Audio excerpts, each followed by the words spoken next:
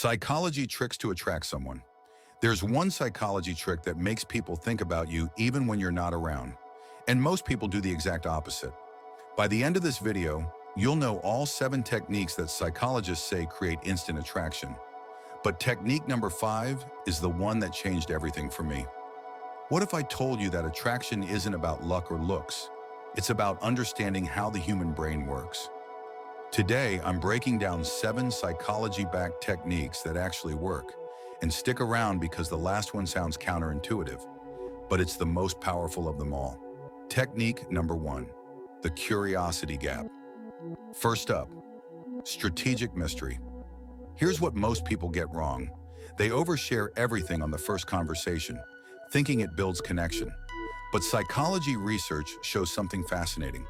When you leave small gaps in your stories or don't immediately reveal everything about yourself, you create what's called a curiosity gap.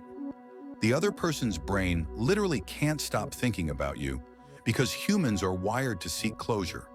They'll replay your conversations wondering about the parts you didn't say. Here's how to use it. Share genuine things about yourself, but don't give the complete picture all at once. If they ask what you did this weekend, say, "I tried something I've never done before. It was wild," and then naturally move the conversation forward. They'll be thinking about that statement long after you're gone. Technique number 2, the intermittent reward pattern. Number 2, and this is huge, unpredictable attention patterns. Casinos use this trick to keep people hooked, and it works in attraction too. When you're too available and predictable, the brain stops releasing dopamine.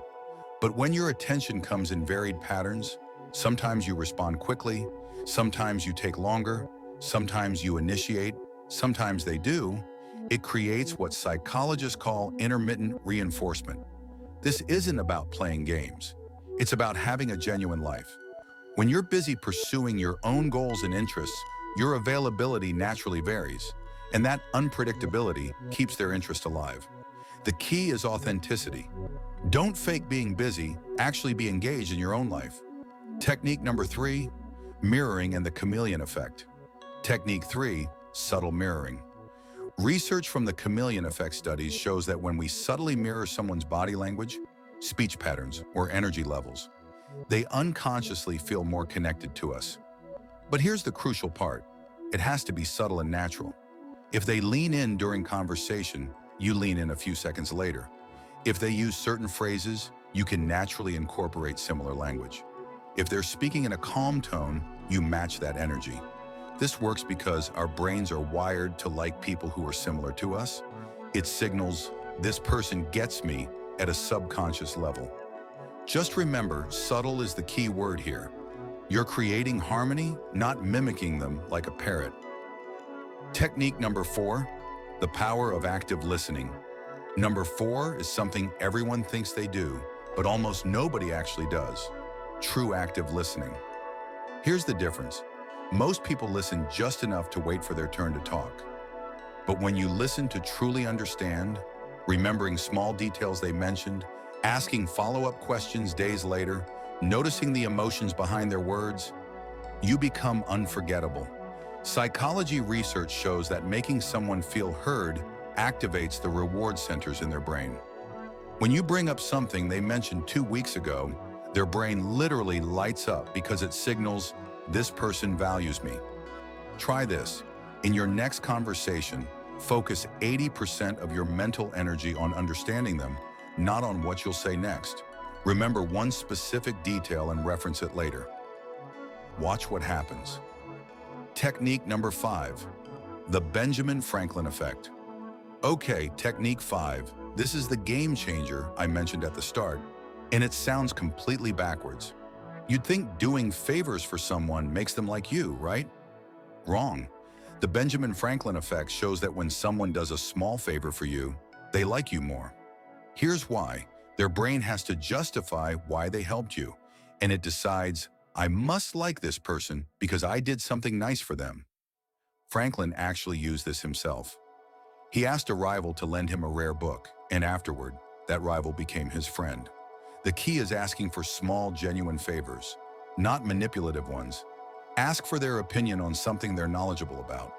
Ask if they can recommend a good coffee shop in their neighborhood. Ask them to help you with something they're good at. When people invest even small amounts of effort into you, they become more attracted because now they have a stake in you. But remember, you have to make it easy to say yes and always show genuine appreciation. Technique number 6. Vulnerability creates trust. Number 6. Strategic vulnerability. There's research called the self-disclosure reciprocity effect that shows when you share something genuine and slightly vulnerable, others feel safe to do the same. This doesn't mean trauma dumping on a first date. It means sharing real thoughts and feelings at the appropriate depth for where you are in the relationship. Maybe you admit you're nervous about a work presentation, or you share an actual opinion instead of just agreeing with everything they say. Vulnerability signals confidence and authenticity. It says, I'm comfortable with who I am, including my imperfections. And that's incredibly attractive. Brené Brown's research shows vulnerability is actually the birthplace of connection. The formula, share something real, create space for them to do the same, build genuine connection. Technique number 7, the scarcity principle with a twist. And finally, technique 7, the most counterintuitive one, be willing to walk away. The scarcity principle shows we value things that aren't always available.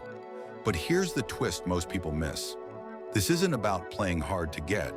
It's about genuinely having standards and being whole without them.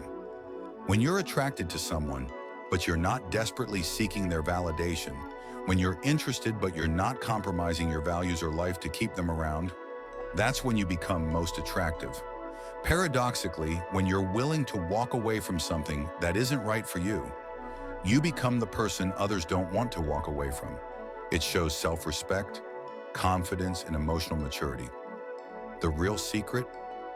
You don't use this as a tactic.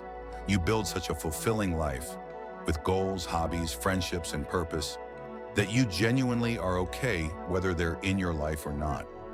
That's the energy that attracts. So there you have it. 7 psychology-backed techniques for attraction. But here's what I want you to remember. None of these work if you're being manipulative. They work when you use them as tools for authentic connection while being your genuine self. Which technique surprised you most? Drop a comment below. And if you want more psychology content like this, hit that subscribe button. I break down the science of human behavior every week. Now here's your homework. Pick one technique from this video and practice it this week. Don't try all 7 at once. Master one at a time. Thanks for watching, and remember, the most attractive version of you is the authentic one.